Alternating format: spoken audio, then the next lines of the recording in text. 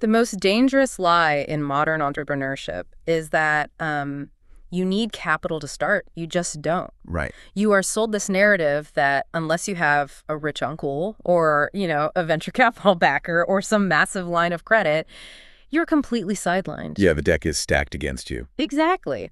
But the foundational text of modern business argues something entirely different.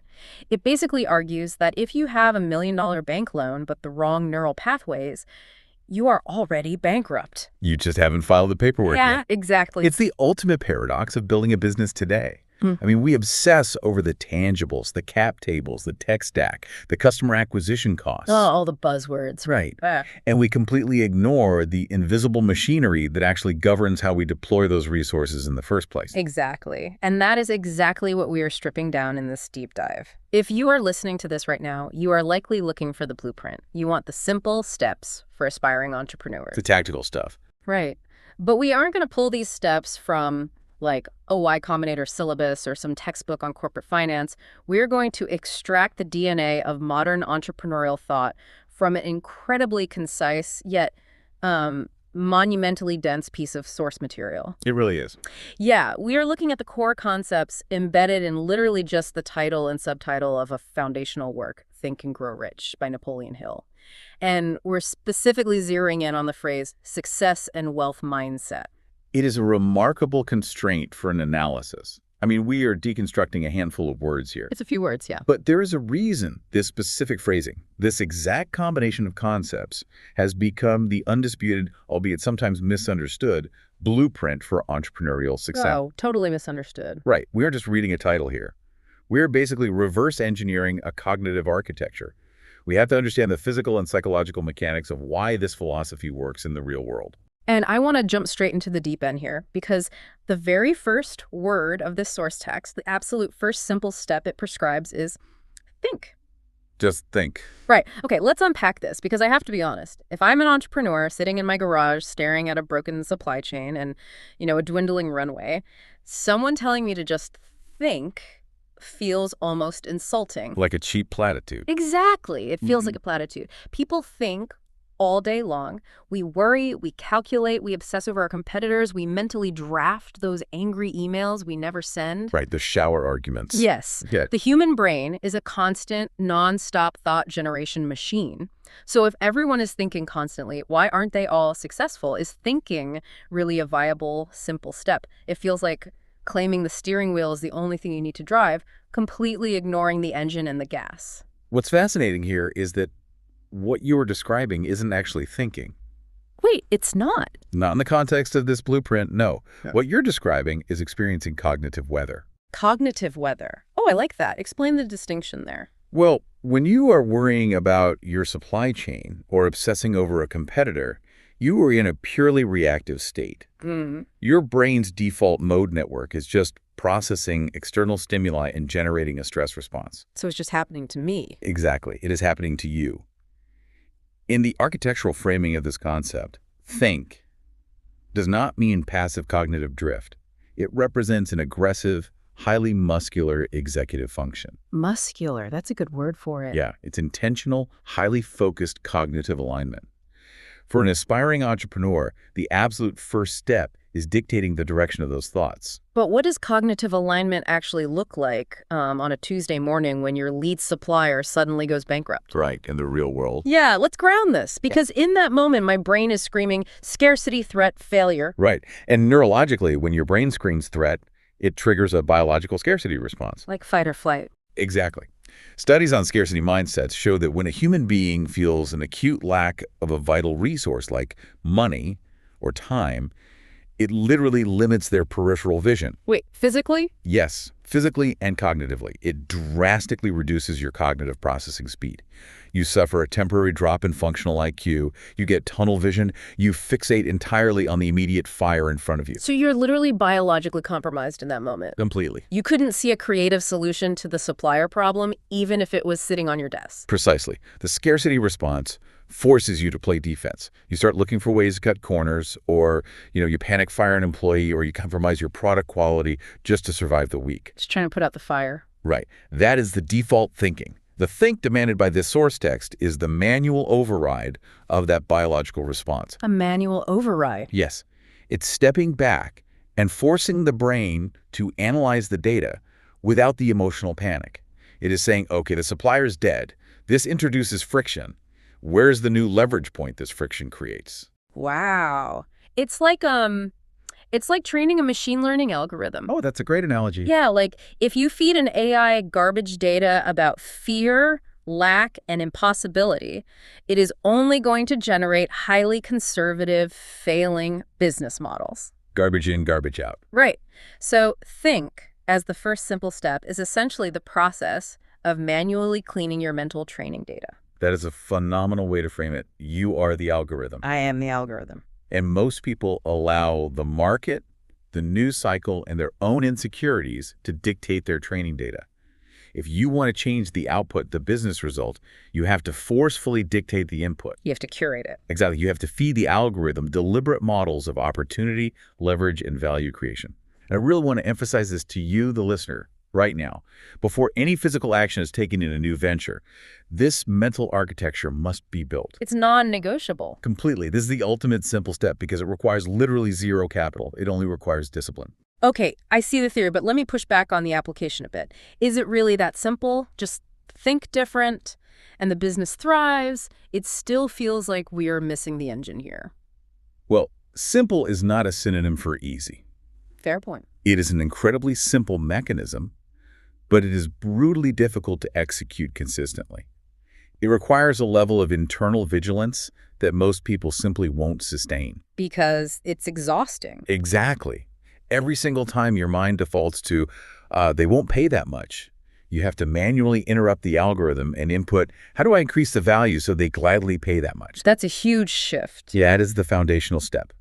Before you incorporate, before you write a line of code, before you pitch investors, you must establish this cognitive firewall. Okay, so let's say I've done the work. I have the firewall up. My AI is trained. I am completely cognitively aligned. You ready to go? I'm sitting in my garage thinking with pristine intentionality, and I still have $0 in my bank account. The rent is still due. Thought alone, no matter how intentional, does not print legal tender. There has to be a physical mechanism that translates this mental energy into physical capital, right? Which brings us to a logical wall. How does this blueprint address the actual manifestation of the money? It addresses it immediately in the very next word of the title. The transition from the internal action to the external result is found in the word grow. Here's where it gets really interesting, because it's grow rich. Right. It's not hustle and get rich. It's not pivot and get rich or, hack your way to riches. Exactly. And that specific verb, grow, implies a definitive causal mechanism. Which is funny because the modern startup ecosystem kind of hates the word grow in this biological sense. Oh, they despise it. We love hypergrowth, which is basically putting a rocket engine on a skateboard. We obsess over growth hacks, viral loops, and overnight disruption. Move fast and break things. Right. But the word grow, in its true sense, implies an organic compounding process. It's agriculture. It's planting a seed in the dirt and staring at bare topsoil for months. How does an aspiring entrepreneur reconcile the patience required to actually grow with the urgent real-world need to survive? By understanding the mechanics of the invisible phase. The invisible phase. Yeah. Think about it. When you plant a seed, the topsoil looks bare, yes. But beneath the surface, there is frantic, critical activity happening. Right, the roots. Exactly. The seed is pushing taproots downward, breaking through hard clay, establishing a nutrient delivery system. If it doesn't do that invisible work first, the moment it breaches the surface and the sun hits it, it will wither and die. It burns up. Because it won't have the infrastructure to support its own visibility. Oh, wow. I've seen that exact scenario play out with so many viral startups. We all have. They launch, they get a massive spike in attention, a huge hit of sunlight. And because they didn't do the invisible work of building solid logistics or customer support or just a resilient team culture, the company just collapses under the weight of its own sudden success. Exactly. They got rich quick, but they didn't grow rich. Right. They hacked the visibility, but they didn't build the root system. The source text deliberately uses grow rich to establish that the intentional thinking, the mindset, must compound over time through repeated action. It's a sequence. It's a strict sequence. The mindset dictates the strategy. The strategy dictates the daily habits.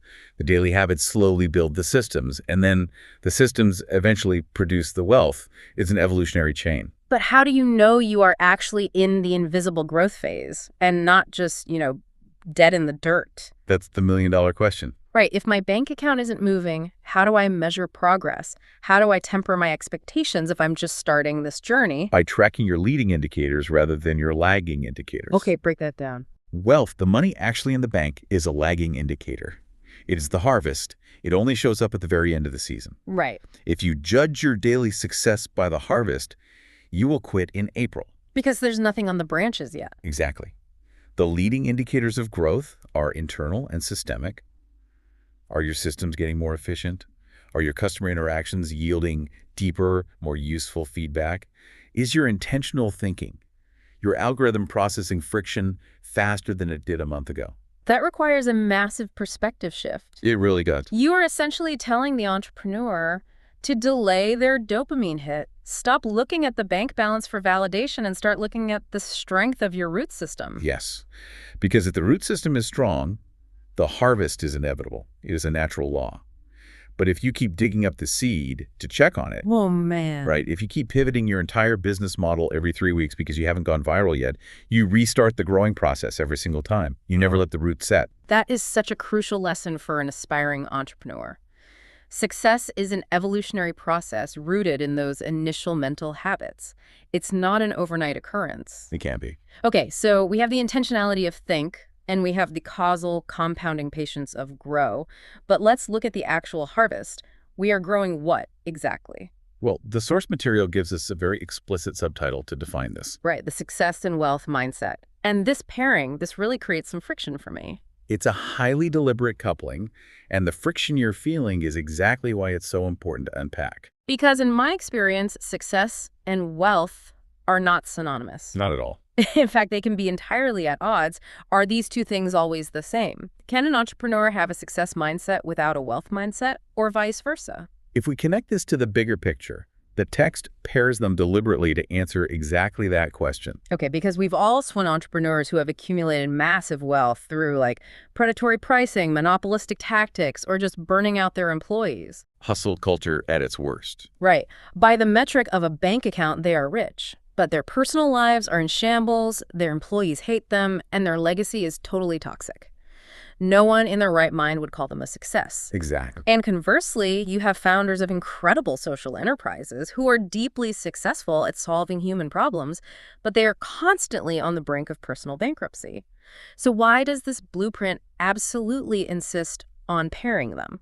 Because the blueprint is outlining a sustainable ecosystem, not a compromised one.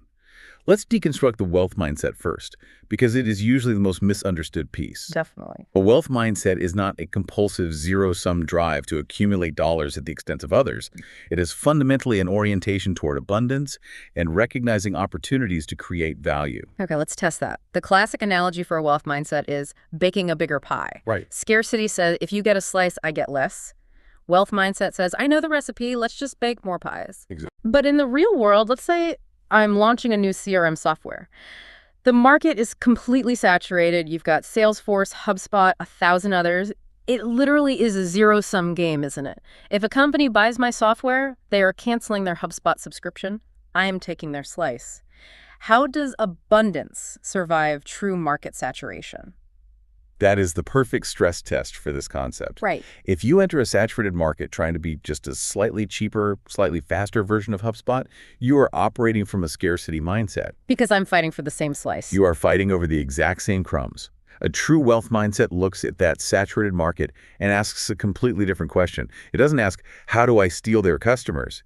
It asks, what is the massive unserved friction point that all these existing CRMs are totally ignoring? Oh, you change the vector of value. Exactly. Maybe you realize that existing CRMs are way too complex for solopreneurs in the creative arts. Like freelance designers. Right. So you build a highly visual, ultra-minimalist client tracker, specifically for freelance graphic designers.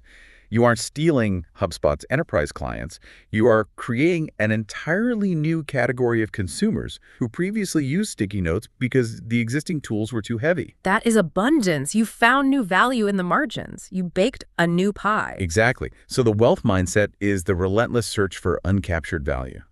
But what about the success mindset? How does that act as a counterbalance? Well, if wealth is the specific, tangible metric of value you've captured, Mm. the money, then success is the broader framework of how and why you captured it. The guardrails. Exactly. A success mindset is the pursuit of a worthy ideal. It encompasses your ethics, the actual impact of your product, the culture you build for your team, and your own personal fulfillment. So they act as a system of checks and balances. They have to.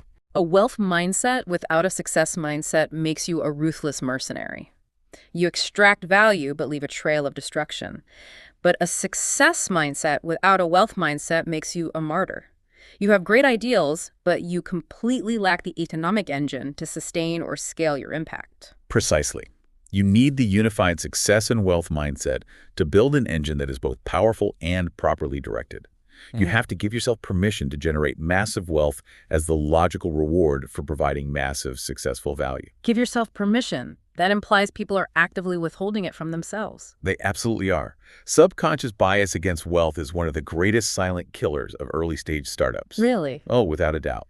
A founder will build a brilliant product, but because they harbor a hidden belief that rich people are greedy, they will chronically underprice their service. I've seen that so many times. Right. They will refuse to aggressively market it. They will sabotage their own growth phase because their internal algorithm basically views the eventual harvest as morally corrupt. Which means their think engine is totally misaligned. Totally out of sync. They are consciously driving towards success, but subconsciously slamming on the brakes regarding wealth. The vehicle just tears itself apart. Which is why we need to provide a mechanism for you, the listener, right now. We need to translate this philosophy into an immediate, actionable step. Yes, let's get practical. An aspiring entrepreneur needs to audit their current mindset. Are they operating from a mindset of scarcity and fear, or a wealth mindset that sees abundance? But how do they actually do it? You can't just ask yourself, am I thinking correctly? The brain will always lie to protect its current operating system. Right. If you ask a fish to audit the water, it doesn't even know what water is. Exactly. So what is the mechanism? You implement a friction log. A friction log. Yes. For the next 48 hours, I want you to write down every single business decision you delay making, every email you hesitate to send, and every task that makes your stomach tighten. Don't try to solve them in the moment. Just log them. Okay, a friction log. Give me an example of what that looks like in practice. Let's say you log. Hesitated to send the revised pricing proposal to the new client. You write that down. At the end of the 48 hours, you look at the log and you interrogate the root cause. You play detective on your own behavior. Right. Why did you hesitate? If the honest answer is, I'm terrified they will say no and think I'm arrogant, you have just diagnosed a severe scarcity infection. Wow. You are pricing based on your own fear of rejection, not on the objective value of the product. And writing it down bypasses the amygdala. It takes that vague emotional dread of, I don't want to send this email, and turns it into hard, objective data. You can look at the paper and say, oh, wow, I am actively restricting my company's revenue because I have a psychological complex about asking for money. Exactly. Once it's on paper, the executive function can take over. You can manually apply the think step. You rewrite the algorithm. You change the narrative from, what if they say no, to, if I don't charge this much, I cannot deliver the premium quality this client actually needs. You reframe the wealth mechanism as a requirement for success. That is incredibly practical. And it perfectly bridges the gap between the internal philosophy and the external action. Which brings us to a crucial piece of context regarding this entire deep dive. The author, right. We've been dissecting these specific words, think, grow, rich, success, wealth. But we cannot ignore the architect who bound these words together. We have to talk about the name attached to this source material, Napoleon Hill. The historical context of when this architecture was formalized is essential to understanding its durability. So what does this all mean? Because here's my question. There are literally millions of business books out there. You can go online right now and find 10,000 masterclasses on highly technical entrepreneurial skills. Right, how to optimize a global supply chain, So or... how to structure a Delaware C Corp, Exactly. or how to exploit the latest TikTok algorithm. So why does this highly philosophical, almost esoteric approach to internal psychology remain the absolute bedrock? Why is a framework codified nearly a century ago still the gold standard that every modern Silicon Valley guru essentially just repackages? This raises an important question about how we define the barriers to entry in business. Okay, how so? To understand that, you have to look at the economic backdrop of when these ideas were coalescing. Napoleon Hill wasn't writing in an era of venture capital excess or, frictionless digital economies. Right. He was studying success and synthesizing these principles during the aftermath of the Great Depression. The ultimate crucible of scarcity. Exactly. This philosophy was forged in an environment where external resources had literally evaporated overnight. The banks were gone. Banks failed, supply chains disintegrated, millions of people lost everything through absolutely no fault of their own. The external variables of success were completely annihilated. So if your entire business strategy was based on an external tactic, like a specific bank loan or a specific favorable tariff or just a specific market condition, you were wiped out, the tactic degraded to zero. Precisely. Tactical advice is highly perishable. What works for Facebook ads today will be actively harmful to your business in 3 years. That is so true. But Hill realized that if you strip away all the external variables, you are left with the only indestructible constant in business: the human locus of control. The locus of control, that's a psychological term. Whether you believe things happen to you or whether you believe you have agency over outcomes. Yes. In the 1930s, the external world was screaming that the locus of control was entirely outside the individual. The economy was a hurricane, and you were just a leaf. A victim of the storm. Right. The revolutionary nature of Think and Grow Rich was its absolute, uncompromising assertion of an internal locus of control. It declared that even if the bank takes your house, even if the market collapses, your ability to intentionally direct your thoughts, to maintain a wealth mindset, and to patiently compound your efforts is untouched. The mechanism survives the depression. The mechanism survives everything. That is profound. It means the real barrier to entry in entrepreneurship isn't what we think it is. For most of human history, wealth and success were determined by a literal fortress wall. You were born inside the castle with a title and land, or you were born a peasant, and that was the end of the story. The barrier to entry was an accident of birth. And even into the 20th century, the barrier was access to massive industrial capital. You couldn't start a business unless you could afford to build a factory. But this philosophy democratizes the entire concept of ambition. It places the required initial capital entirely within the skull of the operator. It declares that the ultimate fortress is the mind, and you hold the keys.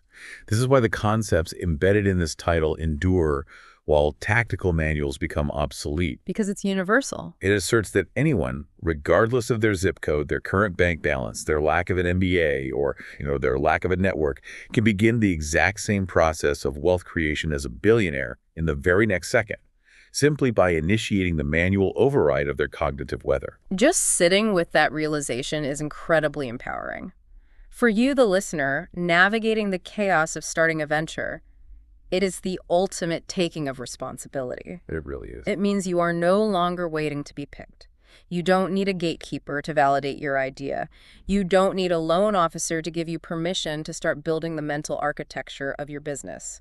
The simplest, most foundational step you can take today requires zero outside approval. But that empowerment comes with a heavy burden. The accountability. Exactly. It strips away all of your excuses.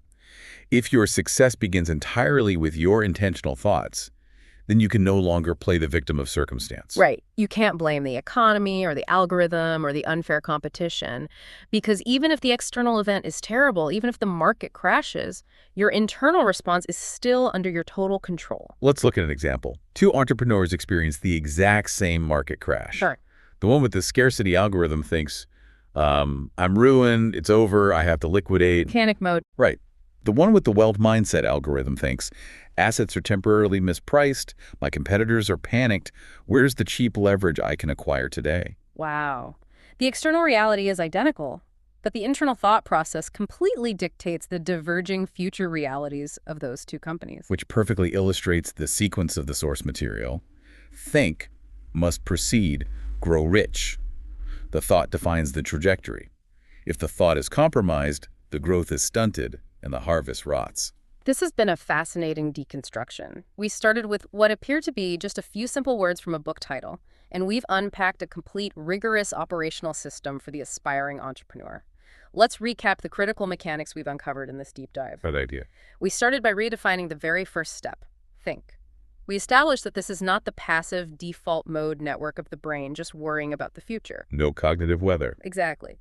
It is the aggressive, intentional training of your mental algorithm to process friction and locate leverage, manually overriding that biological scarcity response. And we then explored the causal reality of growing, shifting the expectation away from modern growth hacking and returning to the biological reality of compounding effort. The agriculture approach. Right. We recognize the necessity of surviving the invisible phase, where the root system is built in the dark, long before the harvest of wealth is visible. We dissected the crucial, balanced ecosystem of the success and wealth mindset. We learned that true entrepreneurial power comes from unifying the ethical pursuit of meaningful achievement with an unapologetic, creative orientation toward abundance. Baking new pies rather than fighting over crumbs. Exactly. And we instituted the 48-hour friction log as the practical tool to audit and correct your own subconscious biases against success. And finally, we grounded this philosophy in its historical context, recognizing why an internal locus of control formulated during the Great Depression remains the ultimate indestructible advantage in any market condition. It is the great equalizer. It democratizes potential by making the mind the ultimate accessible starting point. The absolute simplest step for an aspiring entrepreneur isn't raising money. It's mastering the machinery between your ears. As we conclude, I really want to emphasize to you, the listener, your own absolute sovereignty over your cognitive inputs.